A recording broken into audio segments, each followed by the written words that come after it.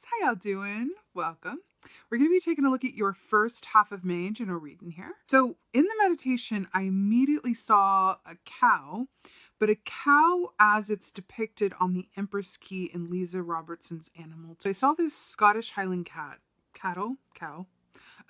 as the Empress, right? And I heard the song "What the World Needs Now Is Love, Sweet Love."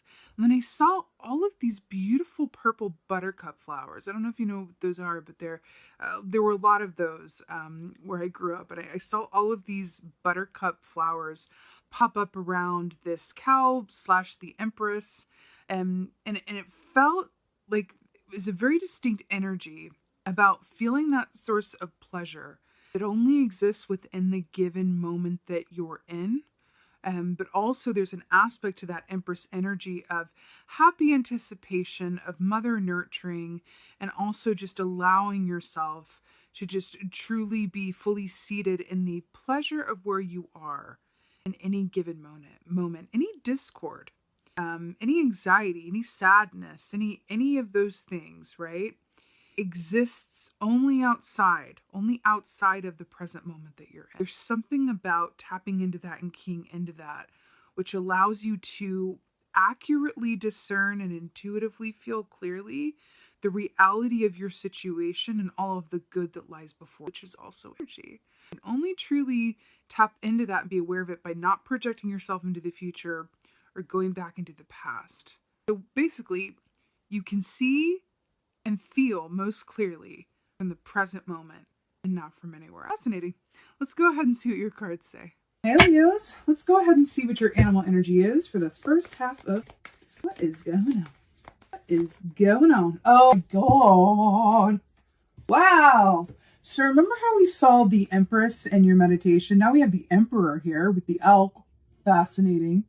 So let's talk. First of all, beautiful earth energy here. I love elk energy. It's always very comforting to me because it always speaks of no matter what happens, I'm going to have access to grounding influences around me, which is always really, really nice. So kind of looks like fiery energy here though, right? With the colors. Anyway, so this is the Emperor energy, which speaks of structure, order, authority, father energy, the patriarchy, everything to do with that really masculine energy.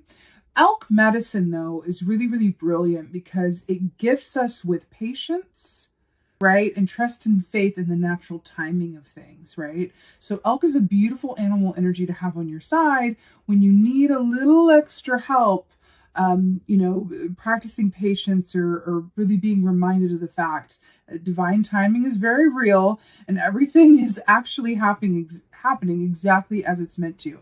It's only when we try to exert our human influence, our egoic will on our situations or on another person's situation, that things start to feel out of accordance with that, spiritually strong love-based energy of knowing, right? I know, regardless of how things appear in the physical sense, that everything is as it's meant to be at all times. And it's only when I try to fight that flow that things can get popped out of placement, right? This is interesting energy coming up here for y'all. It's really nice though. I love it when the elk comes out. It's always very comforting. All right, let's see what's going on, Leo, for first half of May. First half of May. Ooh, I love this. Is really interesting. Okay, so we have the 5 of Roses, which says the garden. So first of all, I'm using the Akashic Tarot today, so it's a bit different than the traditional, but it's really brilliant. So number 5 of Roses, the garden. This is very much about children playing a major role in your life. So this is really interesting because we saw these 2 kids here. We saw the Empress and the flowers, right? Which is the mama of the tarot.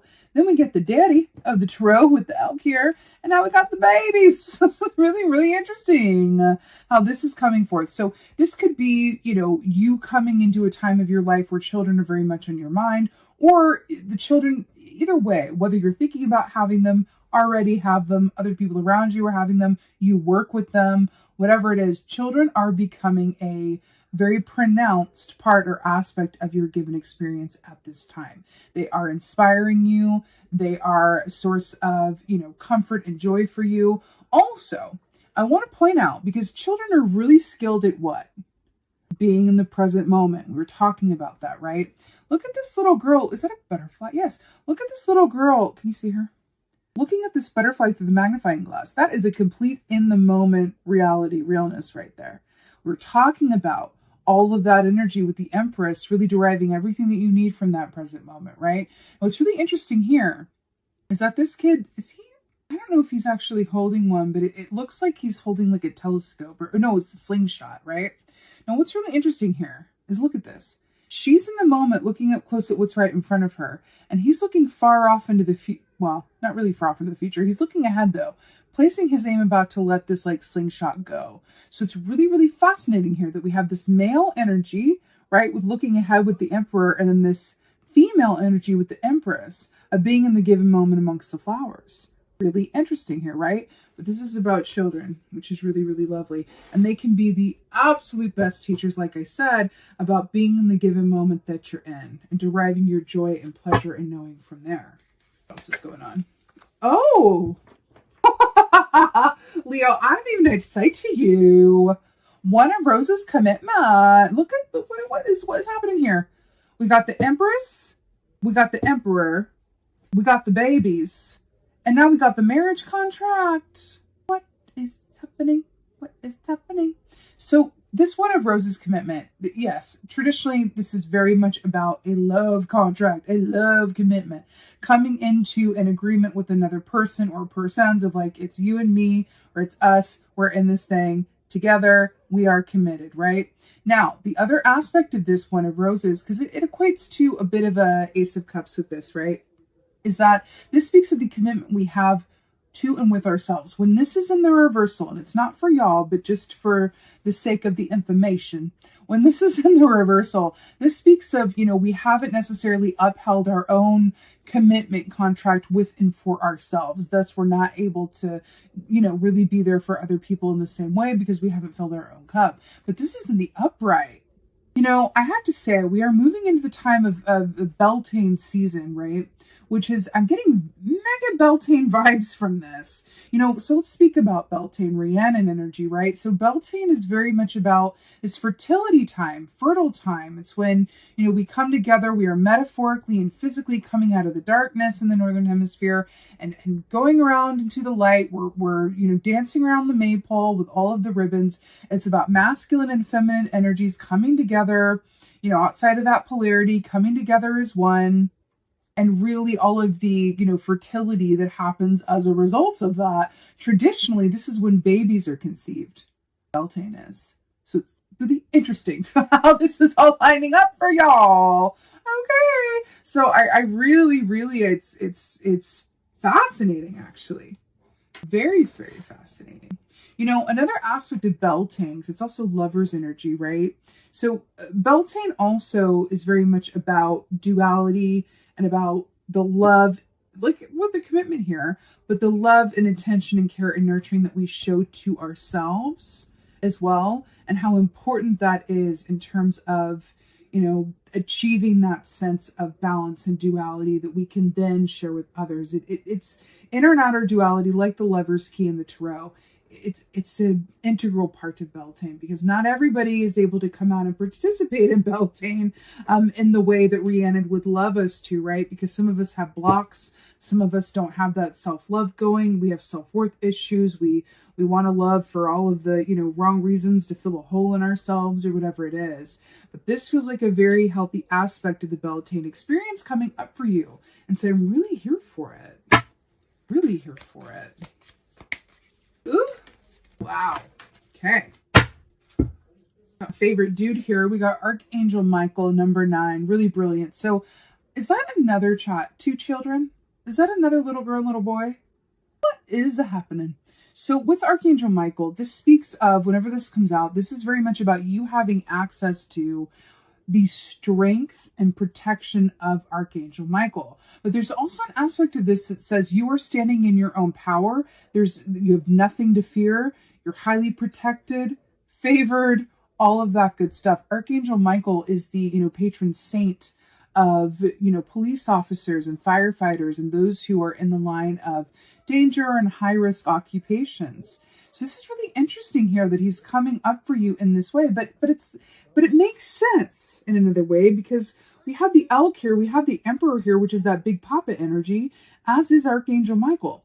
I feel like there's a very distinct feeling of this masculine energy that's coming forward. Again, I'm not talking gender, I'm talking energy, right? There's a very distinctive masculine energy that is around you, along with the feminine, but it feels like this masculine energy is kind of like the umbrella that's covering all this other energy for this time, which feels like there's this sense of like purpose, confidence, and taking action around things that are important to you in the relationships that matter to you. I also feel like there's a distinct feeling of like bravery, or like speaking up and really sharing that love and how you feel and what's important to you with others. I also feel like there's an aspect here of you being there for others as well during this time. The Garden. This is Leo, I love this reading for you. It's roses and angels and elks, and I love it. All right, come on. Come to mama. Oh, my Lord in the sky. Ace of Wands. You know, this is like the most like phallic key in the whole tarot, right? When we talk about virility and masculine energy, and then we have like the Ace of Wands, this speaks of male virility and fertility. With the Garden, do you see these themes here? What is happening? What is happening? Okay, so traditionally speaking, the wands rule the realm of the actions that we do or do not take around the work that we love to do, or our interpersonal relationships that inspire us to new passions, greater passions, higher heights, all of those things. Now, Ace of Wands in particular, Ace of Wands is that new start. It's a big burst of energy, inspiration, all of that passion. Now, what's interesting here is it's depicted as the firefly here at nighttime. What's interesting, because we have the daytime and the nighttime here. Do you feel the balance here with the red and then the red? There's a certain balance of the female, male energies here, masculine, feminine, night, day balance. It's really, really interesting how this is coming about. And what I'm getting with this is firefly medicine is very much about following up on those sources or those sparks of inspiration or illumination as they arise, because they can be fleeting. Firefly energy is something that, you know, is best taken advantage of in the moment as inspiration strikes, those literal light bulb moments, because they can flicker out just as quickly as they came on, right? Firefly energy, when it's around, when you're flying high, you're flying high. And then then it's like crashing, you're so tired. It's like one extreme to another, right? So it's all the more important to take advantage of these strikes of inspiration or this energy as they come about, right? But it's interesting. Look at this. Look how he's like, can you see this? Look, he's got his slingshot the way this is pointed towards the firefly. Also, Empress is very much about, like in your opening meditation, the Empress is very much about happy anticipation, about birthing a new idea into existence. Not just children, right? But children are the product of pregnancy. So this could also be for some of y'all, you know, birthing a new idea into existence, right? But this phallic energy here is what creates this. You know what I'm saying? So it's really interesting here. And then all the flowers, which is also a sign of feminine energy, right? Really, really, really, really, really, really, really, really interesting. Okay. Commitment. Oh, okay. At this point, I don't know, because this is a lot. This is Six of Cups, which is children. So I literally don't know. I don't know if I've ever done another reading in my life and times that was so like, okay, babies, children, fertility, pregnancy, birthing, masculine, feminine, inception.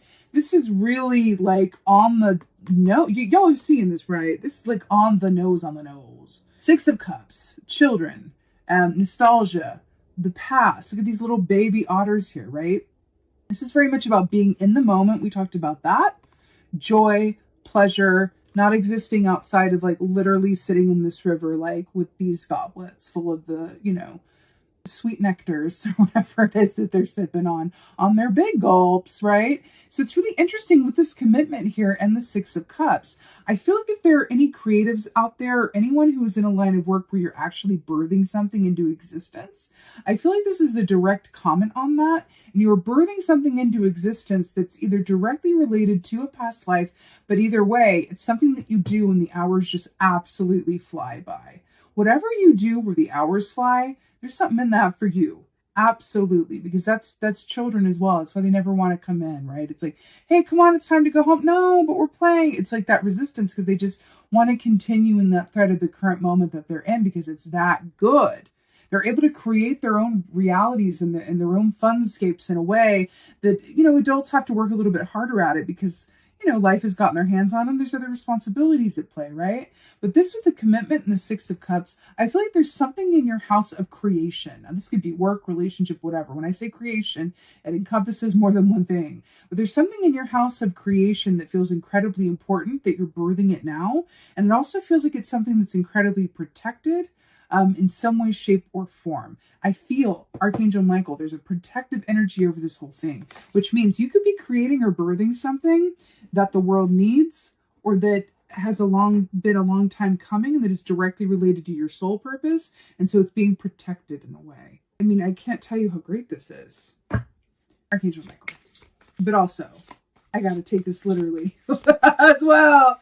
Like marriage, contracts, children, pregnancy. I cannot with you. I cannot with you. Is that a baby with two parents with the Ten of Cups? Happy emotional fulfillment, partnership, bliss, joy, happy home and family? Babies. Babies. Babies.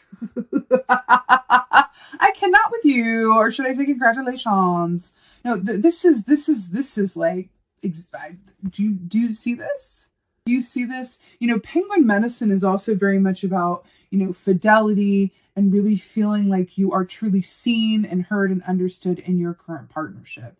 And then we have Archangel Michael here. There's a connection here that is of another world, that is incredibly protected, that is divine, that is spiritual. There is a spiritual union here. I just got shivers. I don't do a lot of talking about spiritual unions. Now, y'all know this. But as it arises, okay, honey? And it wants to be, arisen and heard and seen. That's what this very much feels like. There is a spiritual connection, a spiritual purpose, a spiritual creative project. There's something that wants to be birthed. There's a connection that's protected. It's all of these things. It's all of these things. There's a connection, a project, a birth, a family unit, a partnership, but it's definitely feels creative. But whether that creation is actual like baby creation, inception, or like a creative project or a spiritually based project, that's going to differ depending on you guys. But it's definitely something that is birthing something into the world directly related to younger aspects of yourself, children, being in the moment, and also a connection that is stronger together than they are apart. That is the tea. Let's go ahead and get a oracle. I feel like, what is going on in the world? I'm feeling like the Avalon Oracle. Let's do it. Woo! Okay, I literally cannot. I cannot. Did you literally just get King Arthur, which says authority, justice, power, and leadership? Do you know that he is the emperor archetype within Avalonian lore? These are the same thing. Elk, emperor, King Arthur, he is the emperor archetype, right? Guinevere was his queen. Wow. Interesting. Right. So authority, justice, power, leadership. Again, did I not say that there's a whole veil of protection? There's this balanced energy of masculine and feminine, of birthing something into the world, of being in a position where you're able to really, it doesn't feel as much about manifesting. It feels as if you are not just actively co-creating, you are birthing, you are facilitating, you are putting something out into the world that makes it better. That's what this feels like, right? And when we think about King Arthur, what I'm getting with him in particular, man, that was a hard road he towed because he was responsible for, everyone in the kingdom. And, it was a hard gig, right? And you think about him dying and being, carried over the Lake of Avalon for healing by the Morgans and, Morgana Le Fay and all of that. He really, it's interesting because he had a lot of responsibilities in the mundane world. Justice was a big part of who he was. That's why they had the round table. But then there was also this directly spiritual link to him as well because of Morgana Le Fay, of Merlin. So it's really interesting. It feels like there's a blending together with the, you know, Muggle and the non-Muggle worlds within his reality, right? Because he was someone who was not of magic, but magical by his relations and by his practice and by his reality. So there's something here about something magical or something that is metaphysical, or anything that's creative in nature is magical to me, because it's sourced from source. Therefore it's magical, right? So it's really interesting here that I feel like whatever this is for you, it's not a pipe dream. It's not something that you're just doing on your own for yourself, which brilliant. But this is something that you're doing, or something that you're partaking in, that has a lot of protection around it, a lot of support around it, and a sturdy foundation. It's like you're the creative with the 5-year like Loctite business plan. That's the best way I can think to put it. It's like those two things together are success. And then in another way, there is this really direct link to family, partnership, children, and fertility. It's very Beltane. So you could definitely find yourself, you know, with your relationships and what it is that you're putting out into the world being at the core of your experience during this first half of May, for the beginning or the first half of Beltane season, which is brilliant. I'm here for it, Leo. This was like a wild ride. Okay. With that being said, I so hope that this helped and resonated. If so, please do let me know in the comments below. I love reading your comments. And with that being said, just thank you. Thank you so much for being here. And as always, and most of all, thank you for being you. And be well. Until next time.